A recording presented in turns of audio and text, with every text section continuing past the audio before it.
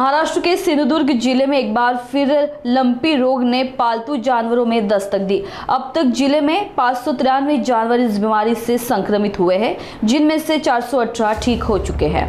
सूत्रों से मिली जानकारी के अनुसार जिले में कुल पशुधन 1,32,000 है और पशु संवर्धन विभाग ने 82,000 जानवरों का टीकाकरण पूरा किया है।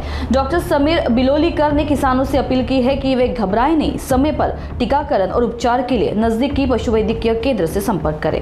पहिला इन्सिडेंस ज्यावेळेस निदर्शनास आला त्या दिवशीपासून आज तो कोविड 593 जनावरांना इथे लागण झाली होती आणि या 593 पैकी 418 जनावरे पूर्णतः बरे झालेले आहेत। रिकव्हरी रेट खूप चांगला आहे आणि अतितीव्र किंवा आपल्याला स्टेज 3 चे जनावर जे म्हणता येते ते फक्त सध्या 6 आहेत आणि ते सुद्धा लवकरात लवकर बरे। लसीकरण हे आतापर्यंत 2 टप्प्यात झालेलं आहे।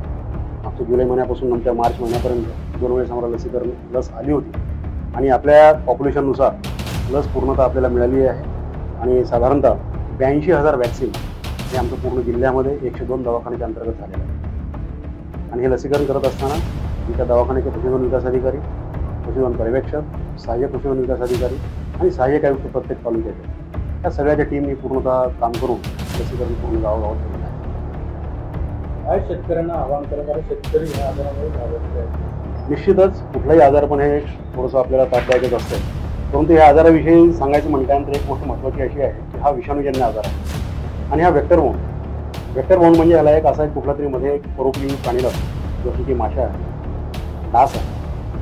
ह्या डासांच्या रोगी जनावराला चावल्यामुळे आणि तोच ज्यावेळेस निरोगी जनावराला चावतो त्यावेळेस त्यातून एकमेकाला सहजा संपर्क आहे आणि मग निरोगी जनावरसुद्धा आजारी पडायला लागतात। त्यामुळे शेतकऱ्यांनी घाबरून जाण्याचं कारण नाही आहे, त्यांनी फक्त एकच काळजी घ्यायची आहे की रोग निदर्शनास आल्यानंतर लवकरात लवकर दवाखाना गाठायचा आहे। शासकीय कर्मचाऱ्यांकडून त्याची ट्रीटमेंट करून घ्यायची आहे। कुठल्या खाजगी किंवा कुठल्या वैद्यांकडून जर ट्रीटमेंट करून घेत असताल तर त्या पद्धतीची आपल्याकडे नोंद ठेवायची आहे आणि त्याची जाणीव तुमच्या डॉक्टरांना करून द्यायची आहे।